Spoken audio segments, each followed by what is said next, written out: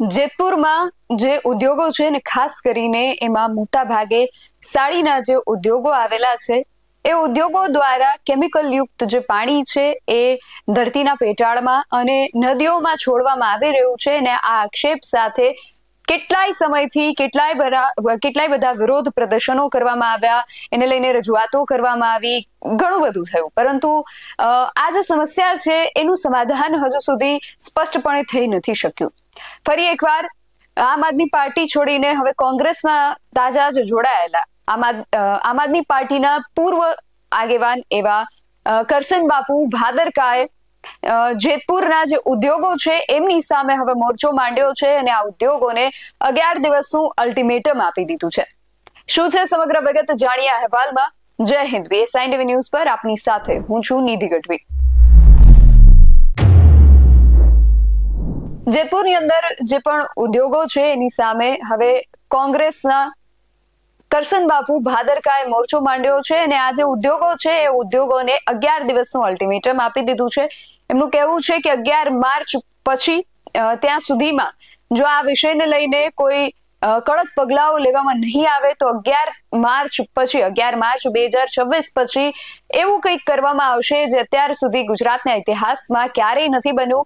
કારણ કે આ જે ઉદ્યોગો છે એ ઉદ્યોગો દ્વારા કેમિકલ યુક્ત પાણી જે નદીમાં છોડવામાં આવે છે અથવા તો ધરતીના પેટાળમાં છોડવામાં આવે છે એને લઈને આજુબાજુના જેટલા પણ જિલ્લાઓ છે એ પણ અસરગ્રસ્ત થાય છે. રાજકોટ, જુનાગઢ, પોરબંદર આ બધાને પણ આની અસર થાય છે ને એને લઈને હવે કરશન બાપુએ આ ઉદ્યોગો સામે મોરચો માંડ્યો છે. સૌથી પહેલા તો તેમણે શું કહ્યું આ વિષયને લઈને એ સાંભળીએ. ચેતવણી આપવા માટે આવ્યો છું. ચેતવણી જેતપુર અને જેતપુરમાં જે રાક્ષસી ઉદ્યોગો છે, સાડી ઉદ્યોગ અને એ રિલેટેડ ઉદ્યોગ કે જે ઝેર ઓકી રહ્યા છે, નદીઓને બરબાદ કરી રહ્યા છે, જમીન, ખેડૂતની આવતીકાલ, ખેડૂતોનું શરીર, પીવાલાયક પાણી, ધરતીનું તળ બધું રાક્ષસી વૃત્તિથી એ લોકો બરબાદ કરી રહ્યા છે. અને એના માટે ચેતવણી આપું છું. તમે 3 નદીઓની પત્તર રગડી છે, તમે 3 જિલ્લાઓની પત્તર રગડી છે, પછી એ રાજકોટ હોય, જુનાગઢ હોય, પોરબંદર હોય, નદીઓમાં એ ભાદર હોય, ઓજત હોય કે ઉબેણ હોય, પીવાલાયક પાણી નથી રહ્યું. ખેડૂતો સ્કિન અને શરીરના રોગોથી બરબાદ થઈ રહ્યા છે. ખેડૂતોની નસલ અને ખેડૂતોની આવતીકાલને તમે તમારા 2 કોડીના નફા માટે બરબાદ કરવા જઈ રહ્યા છો. ચેતવણી આપું છું, 10 દિવસ આપું છું. તમને સરકારનો નશો છે, સરકારને એની બહુમતીનો પાવર છે. ખેડૂતની એકતાથી એ બહુમતીનો પાવર પણ ઉતરી જશે અને તમારી કંપનીઓને તાળા લાગી જશે. તાળા, મારા શબ્દો યાદ રાખજો. 2 જ રસ્તા છે, લાઇટલી લેવાની ભૂલ ન કરતા. તાળું મારો તમારી કંપનીને અથવા તો સાયન્ટિફિક પ્રોસેસથી એ જે કચરો, ઝેર, કેમિકલ તમે નદીઓમાં ઓકો છો, ધરતી માતાની અંદર નાખો છો, એ બંધ કરો.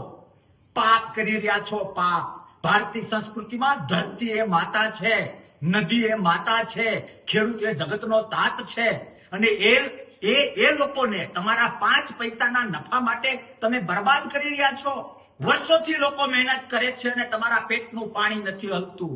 પણ લાઇટલી ન લેતા 11 દિવસ આપું છું.